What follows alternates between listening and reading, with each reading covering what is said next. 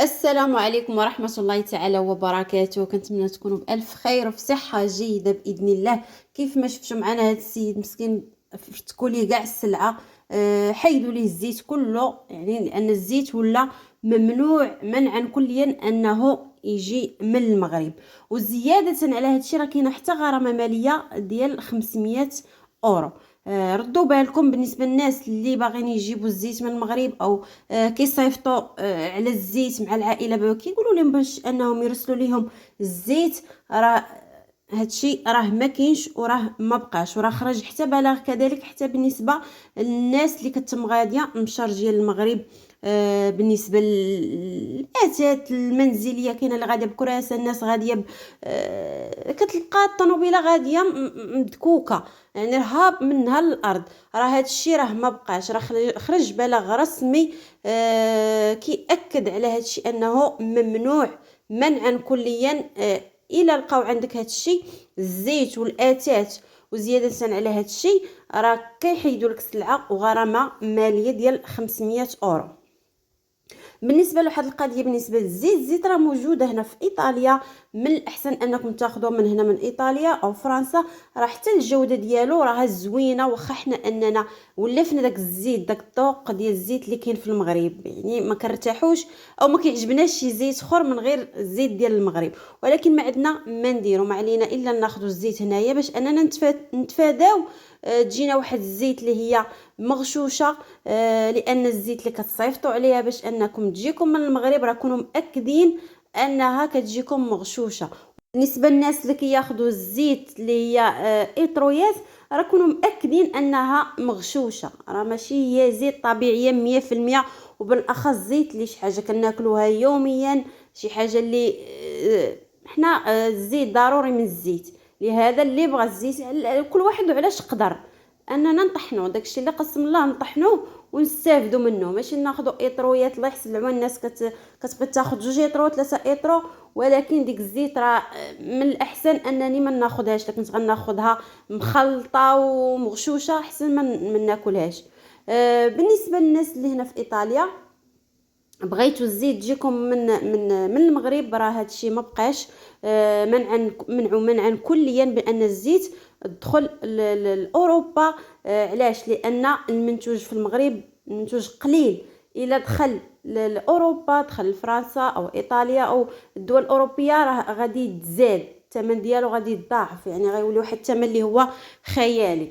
لهذا منعوا ان الزيت يدخل لاوروبا باش انه وحتى المنتوج قليل ويبقى في الثمن اللي هو مناسب للمواطنين. وراه منعوا حتى خرج واحد البلاغ رسمي من الجمارك المغربيه، منعوا كذلك حتى بالنسبه للناس اللي كدي الفراش، كدي الزرابي، كاين اللي كيدي ثلاجه.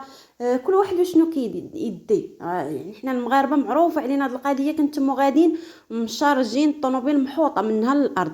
راه هذا الشيء راه المغرب كل شيء موجود فيه، راه غير حنا ولفنا ولا فينا فيس اننا نتمو غاديين هكاك مشارجين. والواحد لما داش كيجيب ليه الله، راه بحال ما كانش في الطاليان ولا ما عرفتش كيجيب ليه من الله. المغرب موجود، كل الخير موجود فيه، راه الزرابي، راه الاواني اللي بغيتي تاخذها، الطواجن، كل شيء موجود. راه كاينين شي وحدين غير كيبقى فيهم واحد الفيس انهم يديو هذاك الشيء للمغرب. كل مره فين تيلقى حاجه او شي واحد كيعطيه شي حاجه كيحتفظ بها تيقول لك نديها للمغرب. وكاينين حتى بعض الناس الله يحسن العوان كيبغيو يديو ديك السلعه يعاودوا فيها للبيع، ولكن ما كيشوفوش ان ثمن داكشي اكثر من داك الفلوس اللي غادي يدخل. وهادشي اصلا راه ما بقاش كيف ما قلت لكم. راه الجمارك المغربيه خرجت واحد البلاغ بان هادشي ممنوع منعا كليا. في المثال بغيتي دي شي حاجه للمغرب، غادي خاص بغيتي دي في المثال شريتي ثلاجه جديده، يعني بالثمن ديالك ماشي داكشي القديم، راك كتعشر عليها في الديوانه. يعني ما بين انك غتشري ثلاجه وغادي تعشر، وراه ما بشحال غتاخذها من المغرب، راه كنظن غتاخذها من المغرب هي ولا ثمن مناسب. بلا ما نتم غادي انا متقال والطوموبيل غاديه محوطه ونصدق في مولطه والتكرفيس. راكم عارفين الطريق الواحد من تيكون غادي للمغرب، راه السلامه هي كل شيء. يعني نتوما باش تفاداو هذا الشيء، حيدوا هاد الطبيعه اللي فينا حنا كمغاربه. خاصنا نحيدوها. الناس راه كتم غاديه بالكوليات، ها الصبابط، ها الحوايج، الله يحسن العوان. ولكن يعني الواحد غادي برزقه، راه كلشي موجود في المغرب، ما لا داعي اننا نبقاو ديما معروفه علينا ديك الشوهه ديال اننا كنتمو غاديين يعني بحال المغرب فيه المجاعه. واحد كيتم غادي من هنا من ايطاليا مشارجي، اللي شافو كيقول يعني بحال المغرب عايش في الجوع، ماشي بلاد ديال الخير وبلاد ديال كلشي فيها المغرب الحمد لله، وبلادنا زوينه. يعني لا داعي نبقاو مشوهين ريوسنا بهاد الشارج وهاد الحوايج. يعني راه غير الواحد بقات فيه كما نقولوا حنايا ليعه وصافي. وان خاصنا نبدلوا العقليه ديالنا، اللي خاصنا نتقدموا، ما نبقاوش ديما اللور لور ونتعاندوا. كنشوف واحد غادي بالسلعه لا انا خاصني ندي، يعني لا نعاند ما احسن مني، ما نتعاندش مع واحد اللي هو غادي مكرفص في الطريق، وكتلقى الوليدات راكبين ومزير الوليدات وراكم عارفين بالنسبه للجاليه المغربيه راه عارفه هادشي. راه كتشوف مني كتمشي للميناء وكتمشي ولا في طنجه، راه كيشوفوا الناس شنو واقع بالضبط. لهذا راه يعني البلاغ رسمي ما معاهش اللعب. ردوا بالكم باش ما السفر الواحد خاصو يكون غادي مرتاح، ماشي يتم غادي مكرفس وصدق يعني محيدين ليه ديك السلعه وعاطين واحد الخطيه. يعني صدق معكر ليه الجو او السفر ديالو، يعني كيولي الواحد ما كيبغيش ما كيبقاش غادي مرتاح. يعني السفر الواحد ضارب التماره ديال يعني عام او عامين، خاص يكون غادي فليساتو في جيبو، يكون غادي مرتاح بلا ما يتكرفس في الديوانه ويزلعوا ليه السلعه ويبقى هو يستف. يعني تماره في سبيل الله وصافي. لهذا نتمنى تكونوا استفدتم من الفيديو.